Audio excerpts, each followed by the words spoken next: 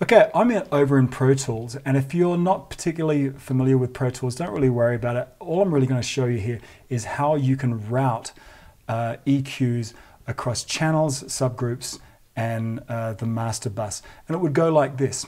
So for example, this is my lead vocal right here. What I've done is the background vocals here, and I have 6 background vocals. Instead of sending them straight out to the master, I've sent them out to bus 1 and 2, which feeds this subgroup right here. And all that means is that if I was to play this, I can ride the entire so all of the background vocals can be ridden by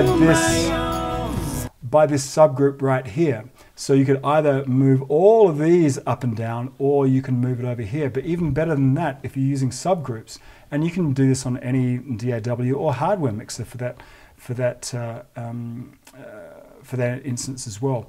What you would do is just assign all of these over to a subgroup, and then you could put an EQ on this subgroup. So there's basically 3 places you could do it. You could come over here to your first background vocal, and this is how you do it in Pro Tools, that you do it in a pretty similar way, basically, you know, on any other DAW you have. So this EQ is placed on just this vocal. So you could do that, or you could go over here to your subgroup. Remember I said all of these background vocals are coming over here. You could insert it across here. And now guess what you'd be doing? You'd be EQing the entire sum of all of those background vocals as well right there.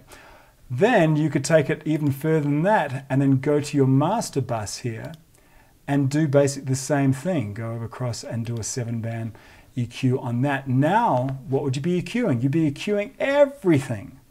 So this one over here, you would just be EQing this particular track. If you selected this one over here, then you'd be EQing just all of the things within that subgroup, which in that instance was background vocals. Or if you select this one over here, then you will be EQing the entire mix. Now, here's the way I tend to look at it. If you're doing a ton of EQing over here on the master, then you probably haven't done a good job in terms of mixing everything else together. You really, once you get to EQing the master bus, then you know it should be very, very basic tweaks. Maybe 1, 2, maybe 3 dB absolutely max. Because when you think about it, just the faders here adjust everything about EQ. If the bass track here, if you pump that up, then that's going to add a lot of low-end content over to the master. So do you kind of follow that workflow? Start out at the individual track, then any subgroups, and then if you have to, you can go over to the master bus right there. Now in this example, I'm singing all of these vocals. I think there's a lead vocal, then a double on that, and then 3-part harmony that are doubled as well. So seeing it's all me and it's all the same microphone, I would have no problems going through and either bring up a preset and tweaking that and copying that across to each of those, or else you could do this something over here in the background vocal group, because it's the same guy singing all the way through there. If you had different vocalists, then I would definitely go through there and EQ each person differently. Now there's a caveat to what I said before about them all being my vocal. My vocal will change a lot, especially in these higher registers. If there's a 3-part, maybe this is a 3rd and a 5th and an octave or something like that.